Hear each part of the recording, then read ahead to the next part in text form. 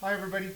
This is our movie to answer the collision question that we were going to do if we would have stayed in school. I hope everybody's doing well in this COVID kind of craziness. But anyway, for this assignment, we're going to want you to answer this collision question. And to do that, we need to go over the previous two things I asked you to do, one of which was just a review of where we were at, and the other one was the collisions simulation. So we're going to go look at this one first. This is the review that we did. And I really want to focus on the last three questions. This shouldn't be new, but it says you hit object A and B, both of them are stopped, with 1 unit force. How fast is each moving? Well, you can see that B is twice the mass of A. We also know since A is a kilogram, if we hit it with one click, it's going to go by 1 centimeter per second. Since this is twice the mass, it should have half of the acceleration. And so that would have 0.5 centimeters per second. This one, we're doing A and C. They're both stopped. We're hitting them with one force. Again, A has 1 centimeter per second, but this weighs half as much. So it should have twice the acceleration, so 2 centimeters per second. And that just leads to question 7. Anytime you hit two objects with the same force where the mass of one is twice the mass of the other, the thing that we know is going to be true is the one with half the mass will have double the acceleration. That happened both up here. And this one's even more general. If we hit two objects with the same force, which one, and one has a greater acceleration, what can we say for sure is true? Well, if we hit them with the same force and one had more acceleration, it has to have less mass. No matter what. This is key for our questions, this is too in terms of our boxes. Now the collisions ones, which I had you do, if you did it correctly, your numbers turned out like this. And the numbers didn't work out quite as cleanly on all of them as they have so far in the Amplify Sim, but that's because some of them divide into irrational numbers, so we've got to do a little kind of rounding. But the point is, on the first three collisions, I was using object A and C, where C is half the mass of A. And notice that on all of them, the one that was half the mass, C, had double the acceleration. Double and double. So, and that's just as we would expect to happen if something else was true, which I'll get to in a minute. Notice A and B here were also that same idea where in this case, B has twice the mass of A, and notice that A on both of these had double the acceleration. Now on 6 and 7, we changed it up. Now, D has 4 times the mass of A. And notice A had 4 times the acceleration on both of them. And then finally on the last one, notice that I did both of them at 1 kilogram, same mass, and the acceleration was the same. So what do these numbers tell us?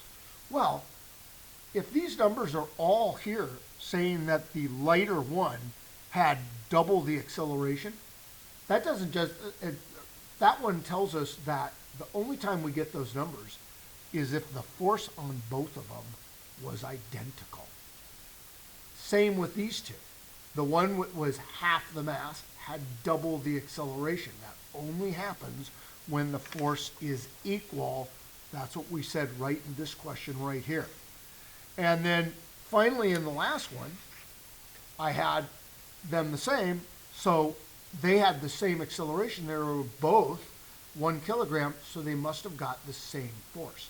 The big idea on this whole thing is that in every one of these collisions, the pattern of numbers tells us the force on both objects had to be identical.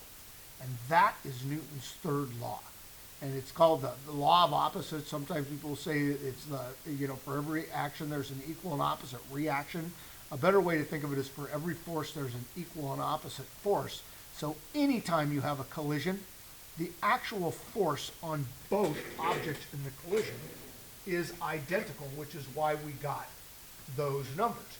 Now, one other way that the simulation showed you this is when you do a collision. Let me go ahead and rebuild this. When you do a collision, slow these down so it's easier for me to show. When you do a collision and we say go, notice that both those force arrows that show up are exactly the same size. And the size of the force arrows tells us the amount of force. Every time we have a collision like this, those force arrows are identical. And even if I go back and I change the speeds on these, let me move this around, I'll rebuild it. I'm going to pull out a 1, and I'm going to just pull out a 4 right here. Doesn't really matter. And I'll have the 4 be going 1 centimeter per second that way. Actually, I'm going to move this back so I have time. And I'll have this one go like that. I'll go ahead and run them. And there are our force arrows, showing us those forces are identical. That's what Newton's third law is telling us. In any collision, the force is identical. That walks us right into correctly answering our collision question. So what I'd like you to do is write out a paragraph, won't have to be long, 3 to 4, 5 sentences at the most, that chooses one of these answers and then explains why you know that's the correct answer. And you should be saying something in your answer about Newton's third law, because that's crucial, and you should be saying something about his second law, which is also crucial, which is about the relative accelerations of things when they're hit with forces. Okay? And that's it. Thanks for watching. Hope everybody's well.